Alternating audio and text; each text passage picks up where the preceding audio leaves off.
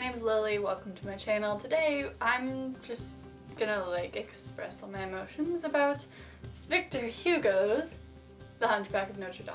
Oh dang it, I was gonna draw something cool to hold up for a picture or set cleverly behind me on the shelf, but it didn't do it. There's probably not still time, is there? I mean, there's kind of time. Hold on. Notre Dame. Smiley face. Okay. I think that qualifies as a work of art. And I will definitely be holding this in my thumbnail photo. It'll be really fun, like a treasure hunt. You have to look really hard to see the words. It'll go there. Soon to be moved, because I need the book. This is working real well. Okay, we're ready to continue. I don't think my Hunchback of Notre Dame kick has gone unnoticed, so what a surprise that I've read this book now. It's such an old one that I'm not gonna do spoiler and spoiler-free sections because it's been out for over 100 years. I think the time for hiding spoilers is kind of past already. So be warned, I will be talking about everything that happens in this book. But if you've read it already, that's awesome. If you haven't read it yet, I'm sorry, but I do suggest that you read it because it was great, as I will be discussing soon. Where to even begin? And it took me a month to read it, just so annoying because it was so good and I didn't want to put it down, but then I had to because responsibilities and such. I had some troubles at first with this book because I went to go pick it up from the library and lo and behold, it's one of these tiny little works of the devil with the tiny little letters and the tiny little paperback bendy thing, and it was just really small. I think I remember having a headache for the first couple days that I was reading this. The words are so small. Reading glasses might have been a good investment. So I got the big version, but then it ended up being unabridged. I mean abridged. This is unabridged. And I really like the unabridged version because when you read this version, you get a lot of historical information about the city of Paris. Some of my favorite topics that I'm pretty sure are only included in the unabridged version are a full chapter on why architecture is a dead/dying art. That's how they told stories. And then the printing press came along and everyone was like, oh no, the printing press. Our kids will be ruined. It was really funny reading that in today, because I've heard the same thing said about the internet and how the internet has ruined things. Nothing comes without repercussions, apparently. But that was a fun chapter. And there were also a couple chapters describing the layout of Paris and the buildings. It was almost as if you were walking around, but you were walking around for a really long time because the chapters were very long, very detailed. It was fun for me because I thought it was funny. But I think that was a place where some people definitely gave up on the book. I recommend the unabridged copy. If that doesn't sound interesting to you though, then just abridged would be lovely. Why don't they ever label books as being abridged? That could be very helpful. It really could. I really liked the style of writing, and I'm not gonna try to classify the style of writing as being one thing or another because I don't even know what styles are out there. I just know what I like and what's different from something else. But what was cool in this book was that for all 500 tiny worded pages, I was fully captivated. That's a big book. To read continuously and never lose interest, that's awesome. Maybe it's just because I was really interested in the story, but I would like to also point out that there were those times when he was describing the streets of Paris in great detail. And it had nothing to do with the story unless you really wanted to know where the characters were walking. But I don't even know if these were the streets that they were walking on. I thought it was a really fun part of the book though, and also I completely lost my train of thought. So I forget what I was saying before this. Oh yeah, so the style of writing, it took you from place to place as if you were living it real time, which was cool. I don't know if this was actually the author's intention or what, but what I felt was that, you know when you think something, you think it really fast, and then when you go and try to say the words, it takes you quite a long time to actually say them. Okay, this probably doesn't make any sense, but this book was like that. This is just one reader's experience. Please share yours in the comments below.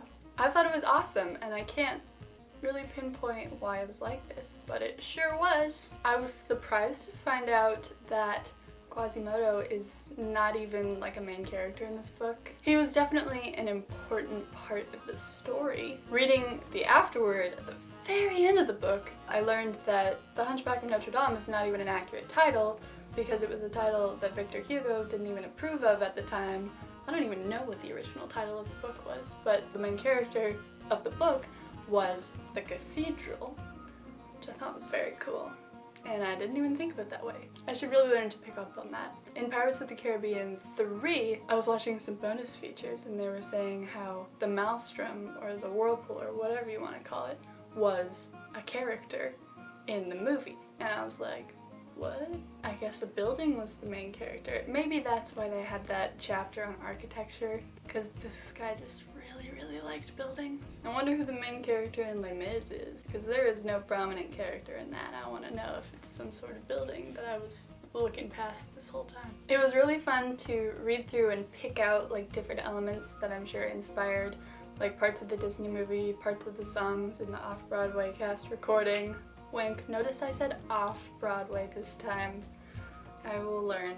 I will eventually learn. This book is exactly what I was expecting and also not at all what I was expecting. I can absolutely see where the Disney movie came from in this book, and I can definitely see it in the book. They're not grasping at straws. This is like, they got it from this. But there's so much more to this. Very interesting how deep this story is, while still giving the essence of The Hunchback of Notre Dame to all who lay eyes on its pages, otherwise known as reading. Very popular with the kids these days.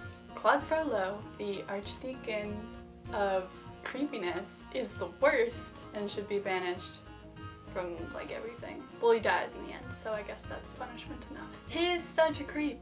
Like, I knew that he was gonna be creepy, but I didn't think he was going to be like emotionally disturbed. He has real issues. I really love that Esmeralda had a mom, because at the end he was just really touching and sad. Man, this story is sad. Everyone dies in the end, kind of like Les Mis. I'm so excited to read Les Mis after this. Not like directly after this, but like since reading this, I'm now excited for... Yeah, Claude Frollo is one of those people who drives a white van with candy and lures children into the back of the van. I think I'm just gonna call him Creep Frollo. Is this still... still up? What did I say? I didn't say anything. Despite the Claude Frollo creepiness, I really liked this book, and I could talk about it all day at various points throughout the day. Once more new thoughts come to mind. There were parts that I did not like about it. I thought it was so silly how Esmeralda was just falling for Captain Phoebus the entire time. He doesn't pay attention to you. Why would you give up your life for him? That's essentially what she did. She was in hiding. The guards were passing. And she's like, Phoebus, wait! And they hanged her, and that was not cool. I didn't realize this throughout the whole book, because in the movie she seems so much older than 16, which is apparently what she is in this book. Which makes it more understandable. What's that Taylor Swift song? I'm pretty sure it's called 16. When you're 16 and someone tells you they love you, you're gonna believe it. And that's exactly what happened. She didn't see how not worth it he was. And it cost her her life and her mother's life and Quasimodo's life. She was like, why in the world did you do that? I kinda wish it could have been different. I kinda don't. And with that, I think I will conclude. If you are a fan of this story in any way, shape, or form, please comment your thoughts. Literally on anything, because I'm pretty sure I've seen it all. Also, I have an Instagram, and on Instagram there's this magical thing called Instagram Stories. And so if you want a random look into my life, and by random I do mean random, follow me there, because that's always fun. My time is up. Thank you for coming on this artistic endeavor, as well as literary. This was a lot of fun, and I hope we can do it again sometime soon. I'm sure we can. So subscribe, if you want to be here for that. Thank you very, very much for watching. Again, my name is Lily, and I hope you have an awesome day, because you're an awesome person, and I think you're cool. And apparently that's my new catchphrase, which is fine, because it's fun. Quick, end while we're ahead.